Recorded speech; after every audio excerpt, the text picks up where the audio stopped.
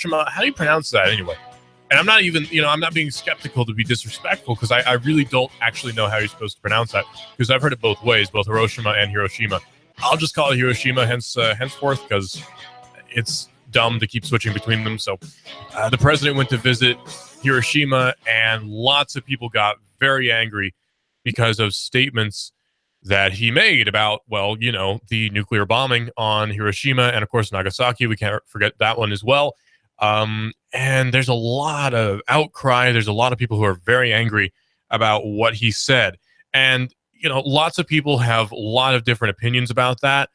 And you can give yours. And I think it'd be a good idea to get sort of a feel for what people here in Chattanooga think about that, because he more or less it wasn't like a straight up apology as much as it was just acknowledging that he thinks what happened was bad. Right? Like, it was an apology, but it's sort of a veiled one. The words that I've heard so far was an act of evil, I think is what I heard. There's a lot of people who are giving a lot of different accounts of what exactly he said. And the president paid tribute anyway yesterday, or today, I should say, to what he called the silent cry of the 140,000 victims of the atomic bomb, which was dropped 71 years ago today, or at least close to today. Now, here's the thing and I think this sort of plays into a lot of my theory on humanity, actually. And I'm not even going to broach the topic of should he have done it or should he not have, because I don't think he should have, honestly. And an official apology seems A, cheap, B, inappropriate, C, it just seems like a ploy. He's getting out of office, so I better do something that people are going to remember in terms of foreign policy. Was he sincere? I don't know. I don't really care. Should he have done it? Probably not. Was it appropriate? No, I really don't think it was appropriate. No matter what his stance is on the bombing at Hiroshima, he can have whatever opinion he wants about it. Giving an apology on behalf of an entire country as president just doesn't seem very respectful, doesn't seem very appropriate by any means. It doesn't seem right. Honestly, it doesn't seem right that the president can speak for an entire country in that way, because we know, just looking at demographics, that a lot of older Americans think that it was great that it happened, or not even great, but a lot of Americans think it was justified. I think that's a better way to put it. And a lot of younger Americans don't. So it depends on when you were born. Did you witness it yourself, right? What's your viewpoint on it? Because a lot of people have witnessed what happened in person. Not in person, but on TV. They remember the newspapers, Japan's surrenders, very emotional. It was the end of World War II. That marked the end of the U.S. involvement in World War II, at least in a combat role. Because obviously then you had the Reconstruction, you had to deal with occupying Japan, and then you had Korea, which almost immediately followed, which some might even consider to almost be part of World War II. It seems like the conflict has never really stopped when you look at all the connections there are, but that's a whole nother thing, for a whole nother topic for a whole nother day. And Korea, unfortunately, also, by the way, seems to be kind of, I don't want to say forgotten, but people don't really think about Korea that much. When they think about wars that the United States has been involved in, we always think of Vietnam and we always think of World War I and II, but for some reason, Korea is often forgotten. And that seems like really just a shame, because I have family members who were in Korea, and I know people who have family members who were in Korea, and it seems entirely disrespectful to just sort of forget that it happened. That just doesn't seem right to me. But anyway, so what's your take on the president's apology, or sort of apology, like pseudo apology? It could very easily be taken as one, and I'm sure by most people has been taken as an apology. What do you think? 423-800-8949 is the number to call in. 423-800-8949 is the number to call in, because you can get perspectives from people. Ooh, they live in, Portland, Oregon. What do they think about it? I don't care what people in Portland, Oregon think about it. I don't care what people in San Francisco think about it. I don't care what people in New York City think about it. I care what Chattanoogans think about that, because this is a show for Chattanooga. It's a show about Chattanooga. It's a show about the Soddy Daisy, Chattanooga, Hamilton County area, because we are a radio station that serves Soddy Daisy. What do you think about the whole issue with the president talking about the bombing of Hiroshima the way he did, or Hiroshima the way he did? 423-800-8949 is the number to call in. That's 423-800-8949 is the number to call in. By the way, Donald Trump seems to have gotten all the delegates necessary in order to win the nomination, which seems kind of futile at this point, because he kind of won the nomination just by default because everyone else seems to have dropped out. Even John Kasich, I think, suspended his campaign. I think he should have if he hadn't. Marco Rubio was the bigger man and gave Trump his delegates. So everything seems to have worked out, and Trump is going to be the nominee. It seems solid at this point. He has the necessary delegates. He's got the popular support for the most part. He's got people who used to be running for president backing him, including, I think, Rick Santorum now is backing Donald Trump. Marco Rubio seems to mostly be backing Donald Trump. I've not heard any word from Ted Cruz, although it's entirely possible I've missed it. But yeah, it looks pretty solid. Trump has got it. And I don't know what contest there could be at this point, because we were seeing articles. In fact, last time we talked on Best Shot last week, we heard about people saying, well, Rick Santorum, or sorry, not Rick Santorum, John Kasich should be the nominee. Why? I mean, I don't know anything about John Kasich. Maybe he's a great guy. I'd have a beer with him. But John Kasich, okay, he doesn't stir anybody up as nominee by any regard. Who's going to think, oh, yeah, John Kasich, great for president? Yeah, maybe he was a good governor of Ohio. I don't know. Never lived in Ohio. Don't really plan to. I kind of like it here in Chattanooga, seeing as it's, where I've lived all of my life, born in Erlanger. People don't believe me when I say that either, because I don't sound like I'm from here. I know, it's weird.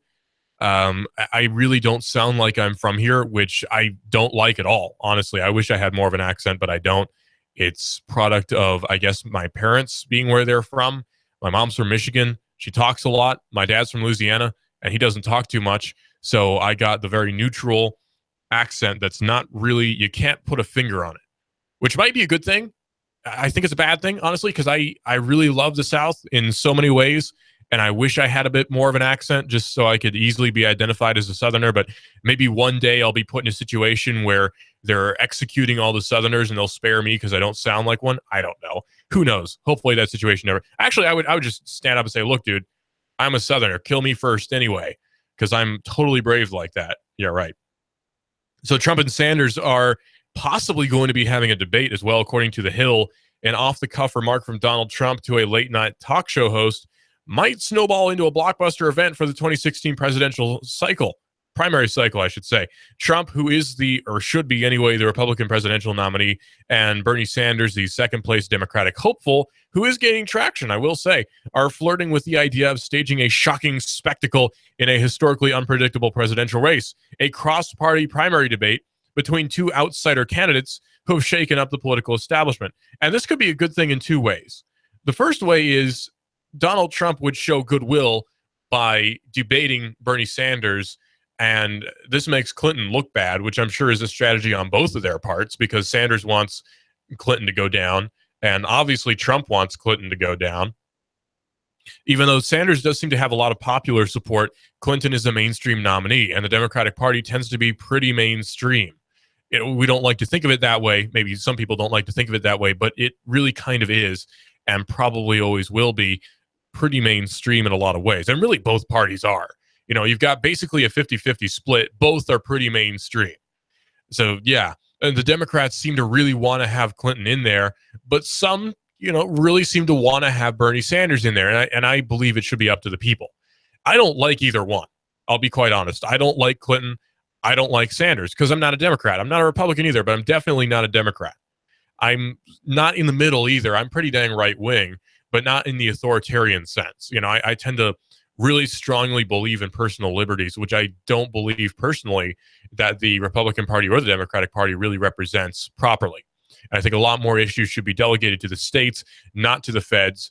The feds have no right to do a lot of the things which they do, and the states don't have any right to do a lot of things that the states do, quite frankly. So I'm very, I don't want to call it anarchist, because that would make it seem like, oh, I hate all forms of government. I do sometimes, but it would make it sound like, oh, no authority, no law, no order, nothing like that, no rule of law, yada, yada.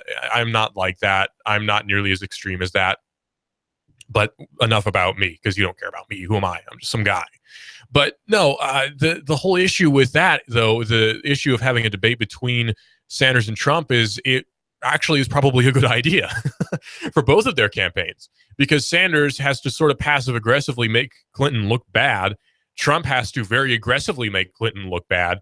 And this shows goodwill on both of their parts because they can come together and say, yeah, we have two very different viewpoints, but we believe that the people have a right to hear our viewpoints so they know who they're voting for. And that's something we can all pretty much agree on, right? That, yeah, the presidential election, think what you will about it, but the people who are running, you need to know what they believe on both sides, because people who are going to vote for the Democratic Party really ought to know what Sanders believes in or what Clinton believes in. I can't put my finger half the time on what Clinton believes in because it flips around so many times.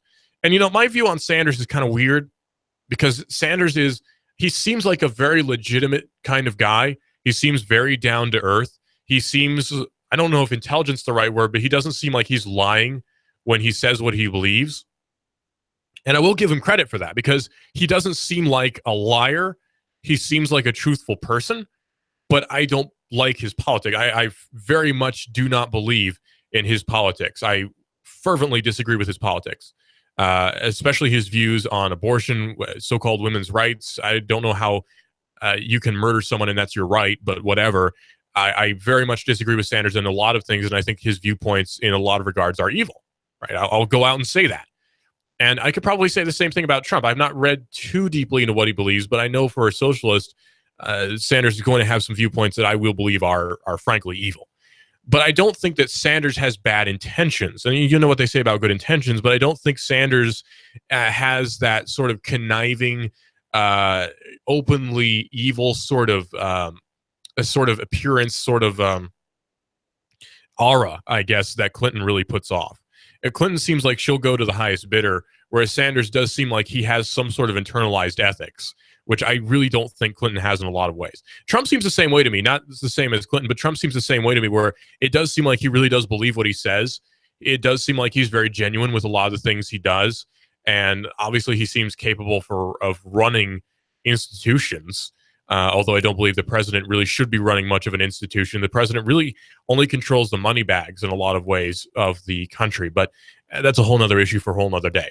I'm trying to be reasonable, I guess, is what I'm trying to say. I'm trying to be a little bit reasonable with how I'm talking about the election because people, and I don't want to say I don't want to make people mad because I really don't care if I make people mad, but I'm trying to sort of look at it as in sort of a detached way, which is how we should look at a lot of politics because emotions shouldn't have much at all to do with politics. There are straight morals, right? There's guidelines. There's absolute truth. I believe that there is an absolute truth. I know there is one. And we should look at the context of what someone says. And we should look at, is it applicable, right? Is it something that actually can be done? Is it something that actually should be done, considering the very context of what we're talking about, right? What about the law? Is it legal to have universal health care? Well, of course not. Is it legal to have undeclared wars? No, of course not. Is it legal to have, say, a system where people can be conscripted into the military? No, of course not. These things are not legal. And these things are things that apply to both the Republican Party and to the Democratic Party. So I'm not really beating up on either party more than the other one. I really don't like either one. And I'm serious when I say that. I do not like the Republican Party. I do not like the Democratic Party. I'm friends with people in the Republican Party, and I actually don't think I'm friends with anyone in the Democratic Party, oddly enough. And I do think that a lot of Republicans have a lot of good ideas, and I think a lot of them are right about a lot of the things they say. But I couldn't sign myself up for the party, if that makes any sense at all. I can't make myself wholeheartedly support that one party over the other one. Not that I want Democrats in office, because I really don't. It's just that I'm not sure if I want everyone who signs up as a Republican to be in office, if that makes any sense at all. Because again, I have a lot of people who have run for office in the Republican Party who I know are very good people who will do the right thing. So, it's just one of those things. It's a very complicated issue. You can't make something as complicated as that to be black and white. But anyway, both candidates are saying that they are interested in a debate that Trump has predicted would draw huge ratings, and it really would. Imagine the advertising opportunities for a huge debate like that, which I'm sure is not something that Bernie Sanders is too much in favor of, huge advertising opportunities, but that really is what it would be. You'd have enormous advertising opportunities if you had a debate between Sanders and Trump, the two most out there candidates in both of their respective parties. Senator Barbara Boxer, who's a supporter of the Democratic presidential frontrunner Hillary Clinton, said in an interview on XM that she would watch. And who wouldn't? I would watch it. because I would want to see how the two interact, because it could be sometime in the future that, and Sanders is a senator, by the way, that they will have to interact sometime in the future. Assuming Trump gets elected, it's not like he can just ignore Sanders for the rest of time, because Sanders is a senator. And I don't know if he's going to end his political career with the end of a campaign if he doesn't win, but I'm sure Sanders will probably want to stay in office somehow, some way, because as far as I know, he doesn't have a job other than politics, which I know is kind of weird for someone who claims to be on the outside, but he doesn't seem to. So yeah, kind of odd. Anyway, so Memorial Day is coming up, and Memorial Day is one of those days where you're meant to sort of reflect on people you know, or family members whom you know, or even people you don't know who died in the military. That's Memorial Day. That's what it's about. A lot of people sort of misconstrue it and think that it's just Veterans Day, and it's not. Veterans Day is Veterans Day. Completely different from Memorial Day. Memorial Day is about, you might call them fallen warriors or fallen soldiers, and that's what it's about. People in the military who have died. And I know that's putting it bluntly, but that actually is what Memorial Day is about. You're memorializing somebody who was in the military, either active duty and died, or retired from the military and then died. You're remembering those people. And my grandfather actually was a veteran of World War II. He was a radio operator in the Navy, which is actually part of what got me to want to get into radio. I know radio operator for the Navy is completely different from commercial radio. I actually do know that, so don't get on me for it on Twitter. But that sort of legacy, I guess, is something that I wanted to carry on. I thought, that's such a neat thing to me, that he's operating a radio during World War II in the Navy. There's so many cool things about that, and it's not an easy job. And I've heard a few stories from him, and he, like so many other people who served in World War II, didn't really talk about their service too much. You know how that is. A lot of people just sort of didn't really want to talk about it. Particularly, I had an uncle who was actually a Japanese POW. He wasn't with the Japanese, but he was an American, and he was a POW in a Japanese internment camp. And that was a prisoner of war camp, I should say, very harrowing experience for him, I'm sure. But he really didn't talk about it too much. My great uncle didn't really want to talk about that too much, because a lot of veterans don't. And it's kind of interesting how that is. They do these amazing things, these great adventures, how we would think of it, and they do all these just stupendous things that most of us today, and I'll say openly, I couldn't do the stuff that they've done. The stuff I've read about them doing, I could not do that. There's no way that I would do half the things that they have done. And they're not even doing it necessarily for the money. They're doing it out of either a sense of honor or duty. And I don't have that. I couldn't do that.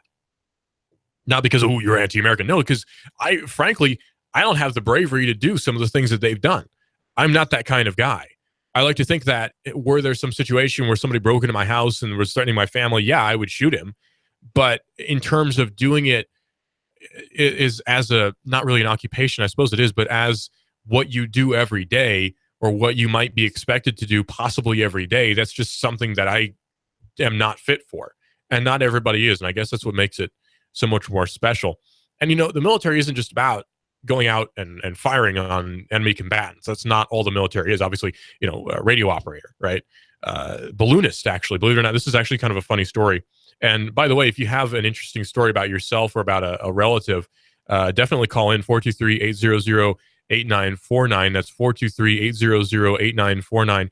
My great-grandfather, my great-grandfather was actually a reconnaissance balloonist in World War I in France. And he was not a Frenchman. He was an American. He was actually in what they called, at least relatives have called it, the Balloon Corps. And I've not been able to find a huge amount of information on that. Unfortunately, I've not been able to find the specific unit he was in.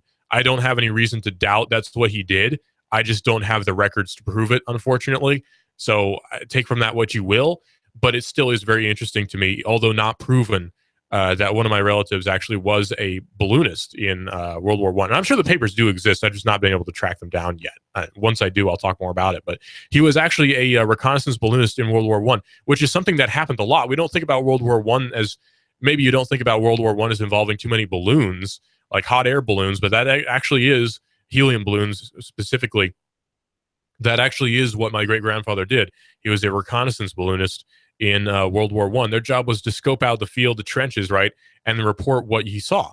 So troops could have better movement. The commanders could say, okay, there are troops on, say, the west side, so we need to move into the east side, or we can tell they're gearing up for an assault here on the north, so we need to amass our troops there. A very complicated job, very interesting. He actually said the only casualty that he had in his particular group was someone who fell out of a balloon and broke his leg. So obviously, maybe he was in a lot of danger, but by God's grace, none of them actually died from enemy fire. So still an interesting story. I'm very interested in not really obscure, but different support jobs in the military. I think it's very, very interesting. We're going to talk more about that and actually the Civil War and the Revolutionary War in just a little bit here on Hot News Talk Radio, AM 1240, hotnewstalkradio.com. This is Best Shot. We're sort of diverging from the normal format where we just talk about general politics. I'm going to do that, but I want to hear what you had to say about maybe your family member who's been in the military at some point, or perhaps even yourself if you're willing to talk about that. 423-800-8949 is the number to call in, 423-800-8949.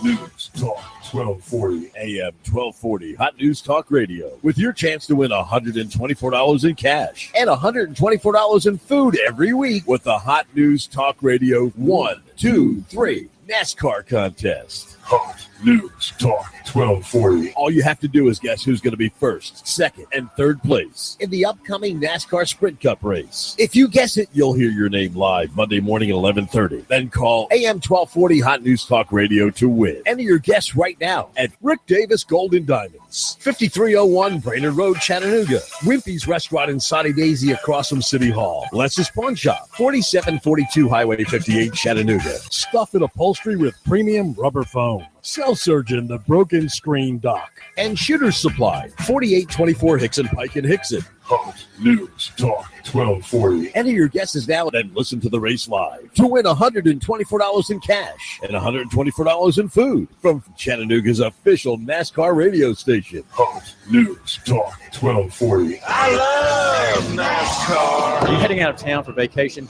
Worried about theft?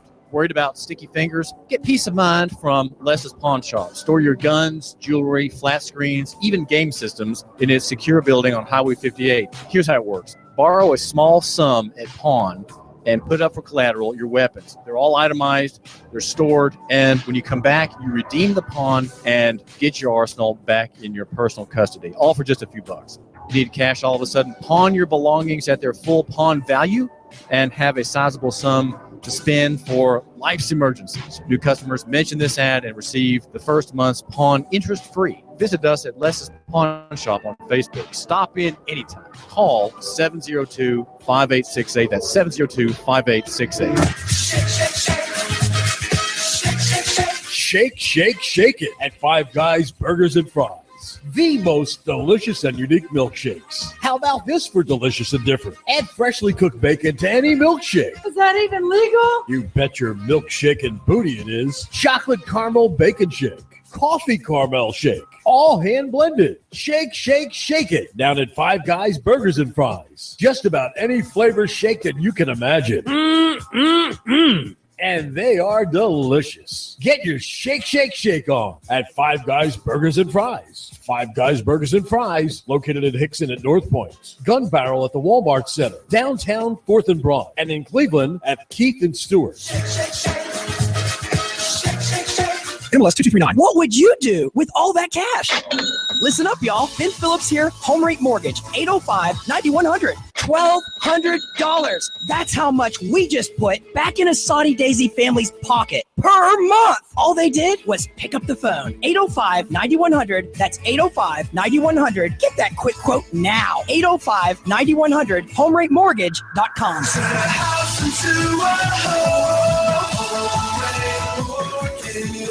MLS 2239. Do you want to achieve the American dream in 2016? Listen up, y'all. I'm Ben Phillips with Home Rate Mortgage, 805-9100. We just helped a police officer purchase his first home in East Brainerd. Now he's grilling and chilling on his back deck. The American dream. You could achieve it with no money down options.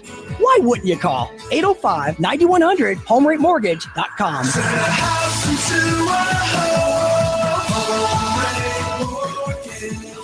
Finding just the right place to live can be a daunting task. Stop your search. In Chattanooga, the place to live is Cross Creek Villas for under $1,000 and available for immediate move-in. You can enjoy this 2-bedroom split layout, over 1,000 square feet, 9-foot ceilings, an extra large patio or balcony. And don't forget to ask about their preferred employer program. Cross Creek Villas is a gated community offering a 24-hour fitness facility, a beautiful pool and hot tub, and Cross Creek Villas is pet friendly. Stroll the pet park with your best friend and enjoy the free use of their business center and clubhouse. Plus, if you mention you heard this on the radio, your application fee is free. Cross Creek Villas, close to downtown off of Highway 58. Go to crosscreekchattanooga.com. That's crosscreekchattanooga.com or call 894-0446. That's 894-0446. Redefine the way you live at Cross Creek Villas. Go to crosscreekchattanooga.com or call 894-0446. Cross Creek Villas. Here comes Dale Earnhardt Jr. He's got third. He's going for second. Earnhardt going for the lead. The NASCAR Sprint Cup Series is on the Motor Racing Network. Hot News Talk 1240. Hear it live on the Motor Racing Network, the voice of NASCAR. Check it out live on Chattanooga's official NASCAR radio station. Hot News Talk 1240. AM 1240 Hot News Talk Radio with your Hot News Now update. A man was shot in the leg, and according to police, the female suspect holed herself up in her house, leading to a 6-hour standoff with the police. They were able to extricate the victim, who was taken to the hospital, but the suspect was stuck in her house, barricading herself in for 6 hours.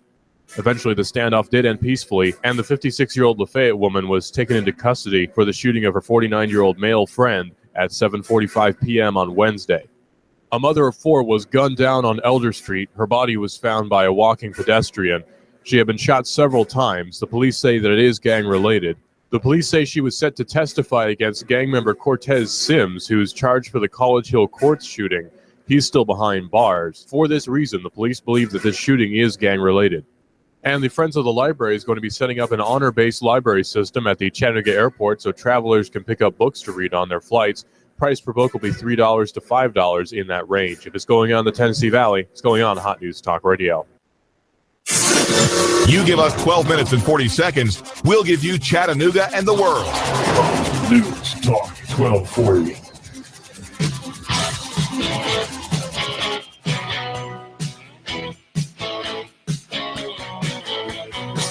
The president causing a bit of an uproar here on the domestic side here in the U.S. and kind of abroad, actually, too.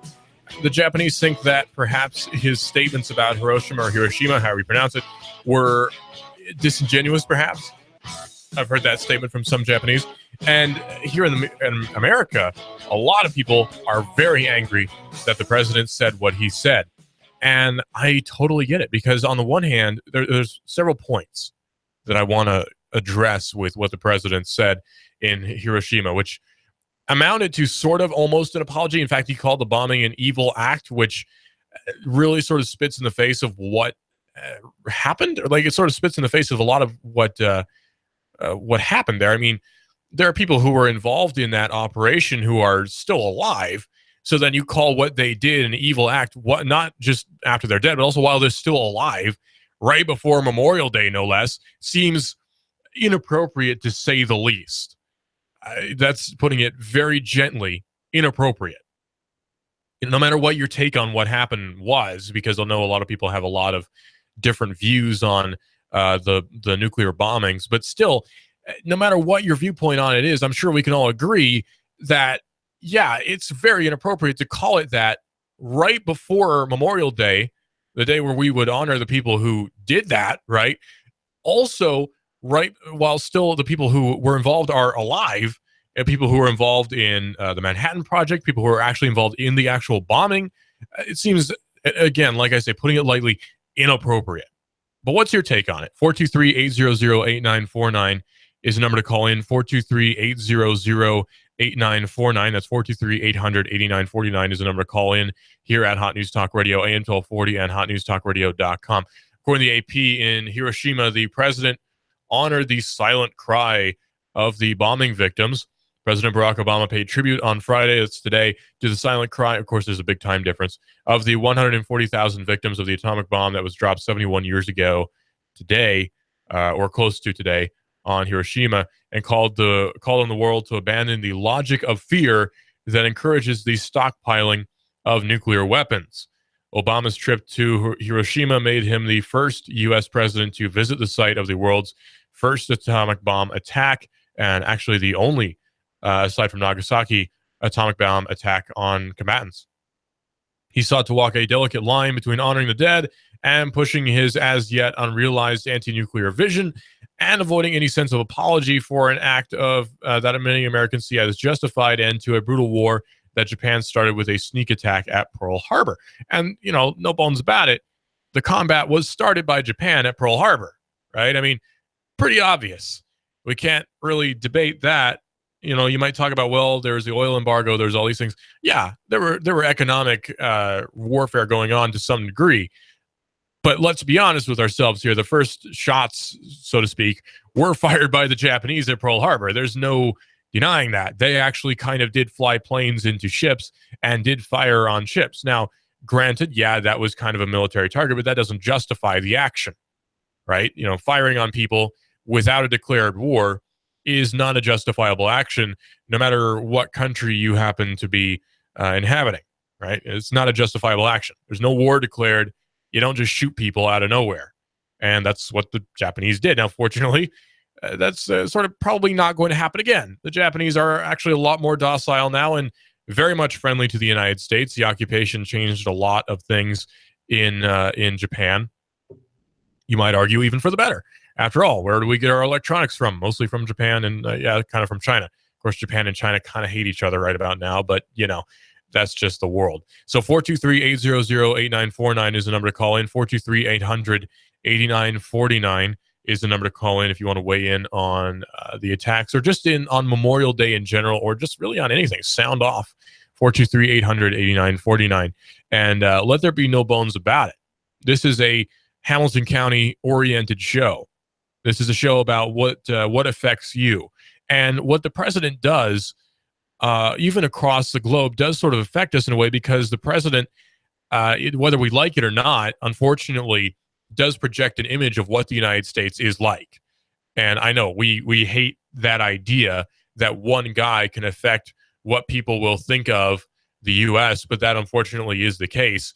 And that is how the president is, what the president is doing now, is affecting how people are going to think of the United States. And I know a lot of us, myself included, don't like the idea of being represented by one person overseas. That seems like really, it doesn't seem very democratic, for one, in terms of a democracy.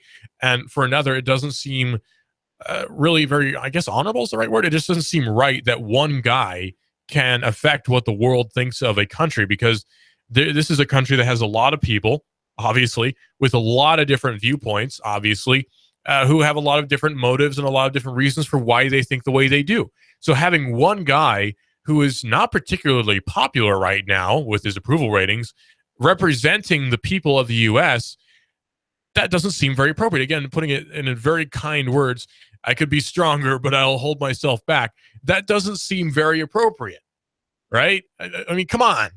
One guy who most people don't agree with saying these things that a lot of people are going to disagree with doesn't seem right.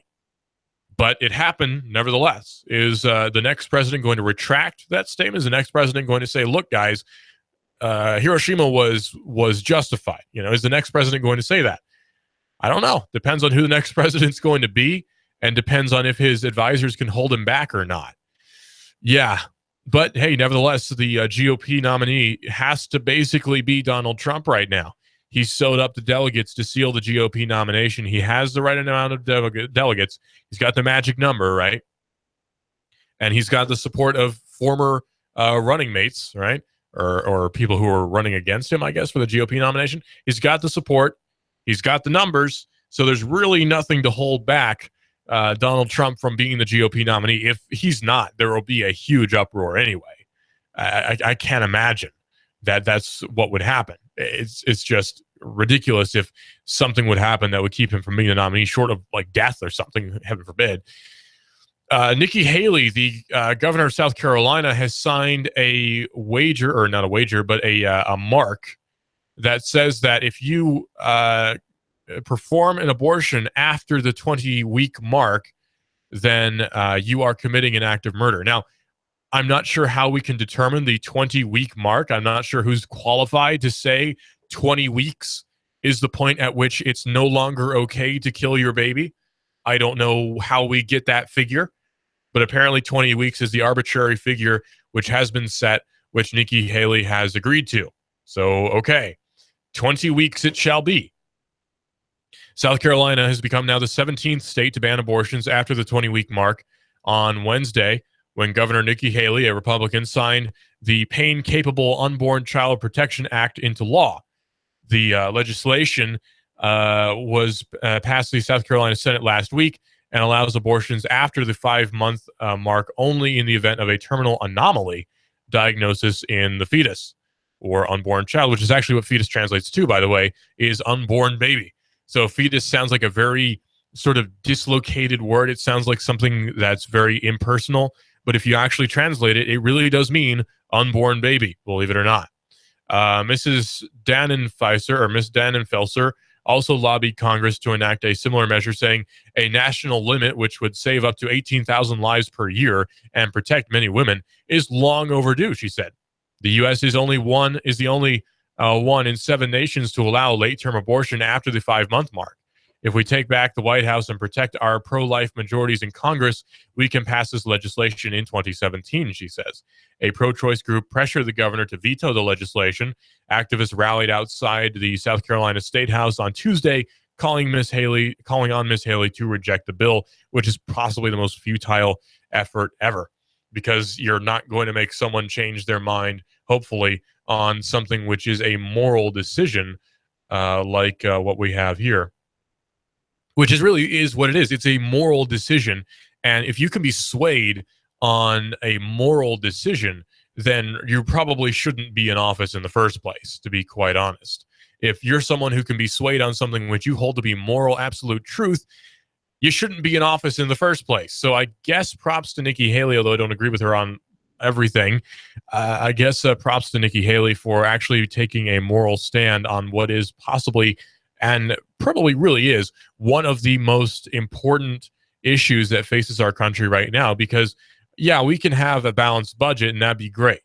And we can have a state which has a high GDP, and we can have a state that is going to be successful by 2025 or 2050 or whatever. But if we abandon our kids, none of that means anything. And that really is what abortion is. It's abandoning the future. It's rejecting, and in fact, it's murdering the future. And yeah, that's going to be an unpopular statement. I don't care. It's a moral truth. It's something which is true. Absolutely. There's no going back on it, right? It is something that is absolutely morally true. Well, the number to call in is 423-800-8949. That's 423-800-8949. 11 states in the United States are suing. I'm not sure if you can call them United States if they're suing the government, but 11 states are suing the U.S. government over the transgender directive. And according to our Twitter account, Hot News Talk Radio on Twitter, the person who runs it is quite an angry sort of guy sometimes. He tends to be a little bit upset. We'll put it that way. And he says in his tweet, and I quote, "Arrest the Marxists instead, then throw all the feds out of your states and defund your DC masters," which is a very ideal way of looking at it. If only, right? If only we could get away with defunding the feds and not allowing them into our states anymore, or even on a lower level into our counties, that would be great. But unfortunately, that's probably not going to happen. Actually, Texas is taking a really brave, bold stand by saying, yeah, we might lose federal funding, but you know what? So what? If we lose federal funding, big deal. Governor Haslam, actually, interestingly enough, in Tennessee is joining in on the lawsuit, because Tennessee is one of the states that is suing the federal government over the transgender bathroom bill. But Governor Haslam seems to have sort of a different view on it, because he talked to the Tennessean not too long ago saying that he doesn't really think that it's worth it to sue the U.S. government. I'm not sure if he's saying that just so he can stay on the good side of the feds, or if that's something he actually believes in. But nevertheless, that is something that he said. So kind of an odd stance out of Governor Haslam, although I guess not too surprising either. The left, according to our Twitter account, left only tolerant of their speech/expression. I say, he says, pepper spray, smack, and throw the little bastards in jail. Well, I mean, that's one way to handle it. But then maybe, again, that sort of goes back around on the whole free speech thing. I don't know. It's a complicated issue. Now, here's the thing, though. People on the left who are very vocal about their opinion, for some reason, tend to not like it when other people have contradictory opinions. And I don't understand how liberals, right? Liberal supposedly meaning liberty, but it doesn't anymore, can somehow say that, well, we have a right to our opinion, but you don't have a right to yours because yours are problematic or yours are wrong. Because I read that on my Tumblr. Yours are wrong. Your opinion is wrong because I don't agree with it, and you don't have a right to express your opinion in a way that I don't like. It doesn't make any sense at all, and then they'll decry you for saying you're racist or you're sexist or you're anti-Semitic or you're problematic or whatever the new buzzword is. I don't know. Like, you had the case. Remember the case not too long ago? I believe it was even on UTC campus. Someone had written down in chalk like Trump 2016 on the sidewalk, and people like flipped out and were claiming that they were in fear of their lives because someone is going to vote for someone who's the presidential candidate. What sense does that make? Right? Like, he's actually probably going to be the GOP nominee. I will say right now, he's going to be the GOP nominee.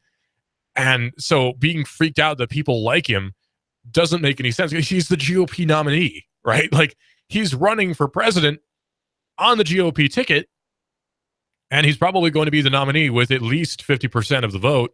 At least half the population is going to vote for him, or at least half the voting population is going to vote for him. So you better get used to seeing things in support of him, right? And I would say the same thing about if Bernie becomes a nominee or if Clinton becomes a nominee. We're going to be seeing literature, and we're going to be seeing pamphlets, we're going to be seeing signs, we're going to see graffiti that is endorsing this particular person.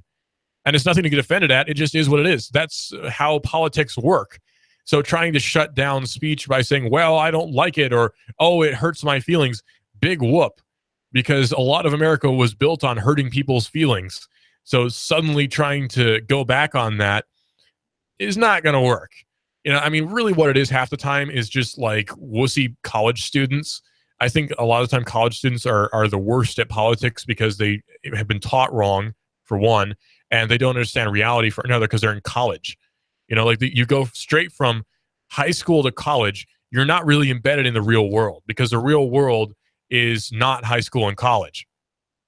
You're basically being coddled by the government at that point, government and teachers and your parents, up until this point suddenly where you're thrust into the real world and you can't handle it because you're not taught to handle the real world in government schooling. You're not. It doesn't work that way. You're not taught to handle how the real world works when you are in high school and you're in college. So when someone has something that you don't like, it's like the worst thing ever to you, and you freak out. It's fortunately I was not brought up in that system, so that whole idea is entirely foreign to me, to not understanding or not liking something that you disagree with or wanting it to be shut down. You know, it's like Voltaire said, who's actually, I don't agree with half of what Voltaire says, believe it or not, but it's like what Voltaire says. I may disagree with what you say, but I will defend to the death your right to say it. And that concept is what America is built on in a lot of ways, because believe it or not, what the founding fathers did was not particularly popular with most of the world. What the founding fathers did was highly problematic. What they did was something that would possibly get them shot or hanged for treason. That's a big deal. It was actually kind of in a lot of ways illegal, but hey, cool, right? That just makes it cooler. What they did was illegal. Neat. Because a lot of the biggest political moves actually were kind of illegal. Like the Pentagon Papers was illegal, but we got a lot of good information out of it. WikiLeaks is illegal. A lot of the stuff, Bradley Manning, what he did was illegal. What Edward Snowden did was technically illegal. Good. So what? Break the law. Because we're talking about lawless people. We're talking about a lawless federal government. They don't care about the law. The law is there to hold you back, not them. That's how it's been twisted around. Because it used to be the Constitution was there to hold back the feds, and now it seems like they're using it to hold us back.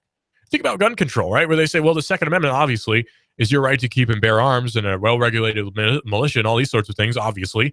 It doesn't say anything about 10-round capacity limits. It doesn't say anything about, well, you can't own a fully automatic weapon. It doesn't say anything about having a rifle or a handgun or a long arm or a small arm or a destructive device or a non-sporting purpose or whatever. It doesn't say anything about that. It's your right to keep and bear arms. As long as it's defined as an arm by some institution, then you have a right to own it. Now, of course, you can draw the line at nuclear weapons, obviously, because that's not something that can be used to kill an individual. You're going to kill a lot of people with a nuclear bomb, as we were just talking about, actually.